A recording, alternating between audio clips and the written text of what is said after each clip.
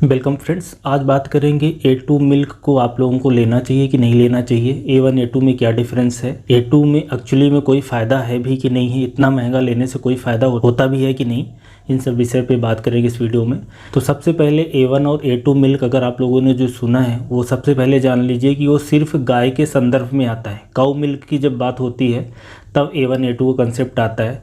बकरी का मिल्क है, भेड़ का मिल्क है, भैंस का मिल्क है, ये सारे A2 ही होते हैं। तो अगर आपको A2 लेने का बहुत ज़्यादा ऐसा लगता है कि A2 से बहुत फ़ायदा है तो आप भैंस का, भेड़ का, बकरी का, ऊँट का ले लीजिए, ये सारे A2 ही होते हैं। तो जो A1 मिल्क की बुराई लगती है या आपने सुना है कि A1 मिल्क बेकार होता है, डेंजरस होता है, तो वो सिर्फ गाय के दूध पे अप्लाई होता है, दूसरे किसी दूध पे अप्लाई नहीं होता।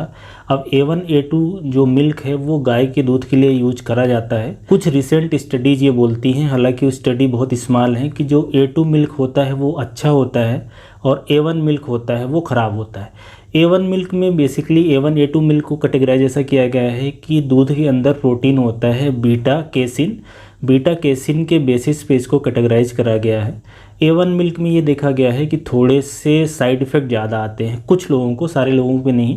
कैसे साइड इफ़ेक्ट आते हैं, किस तरह के दुष्प्रभाव आते हैं, तो पेट में ज़्यादा गैस बनना, दर्द होना, खाना अच्छे से नहीं पचना। कुछ स्टडीज ये भी बोलती हैं डायबिटीज़ का रिस्क बढ़ता है, ब्लड प्रेशर का रिस्क बढ़ता है, कॉन्स्टिपेशन होता है, मानसिक बीमारियाँ होती हैं, ऐसी कुछ स्टडीज़ बोलती हैं।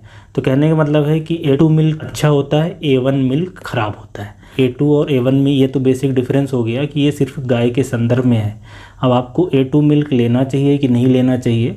तो A2 मिल्क क्या होता है कि काफ़ी ज़्यादा प्राइस रहती है। जो नॉर्मल गाय का दूध होता है वो या तो 50 रुपये का मिलेगा या तो 60 रुपये का मिलेगा, लेकिन A2 मिल्क आपको 70, 80, 90 या 100 रुपये तक का भी मिलता है।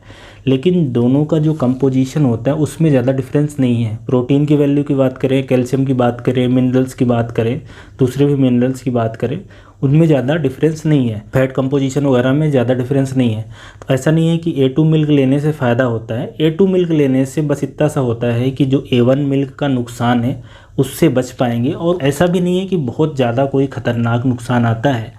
और दूसरी इंपॉर्टेंट बात यह है कि जो इंडियन काऊ है वो ज़्यादातर जेनेटिक टेस्टिंग हुई तो उसमें ये देखा गया है कि हमारी जो देसी काऊ हैं वो ज़्यादातर A2 टाइप का मिल्क प्रोड्यूस करती हैं।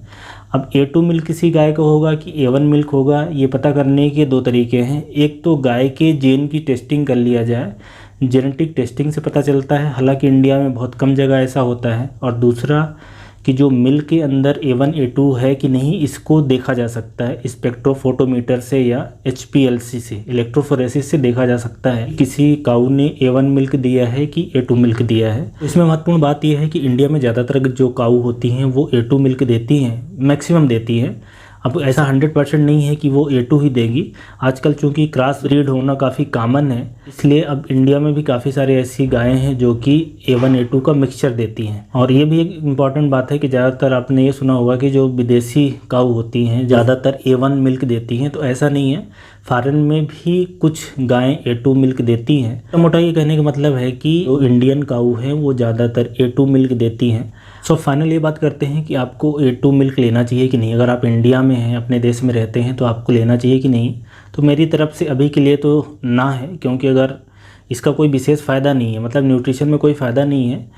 A2 और A1 का मिक्सचर या तो मिलेगा या तो आपको A2 मिलेगा अगर आप देसी गाय का दूध लेते हैं, नहीं तो आप भैंस का दूध ले सकते हैं, उसका भी दूध अच्छा रहता है। गाय और भैंस में सिर्फ फैट के कंपोजिशन में डिफरेंस रहता है।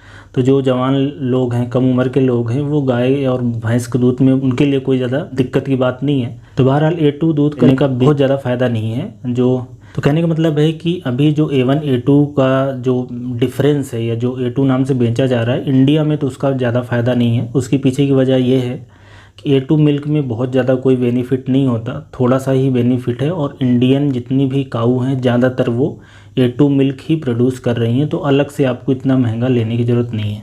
तो A1 और A2 मिल्क में क्या डिफरेंस होता है और आपको लेना चाहिए कि नहीं लेना चाहिए, वो क्लियर हो गया होगा डाउट, ऐसी मैं उम्मीद करता हूँ।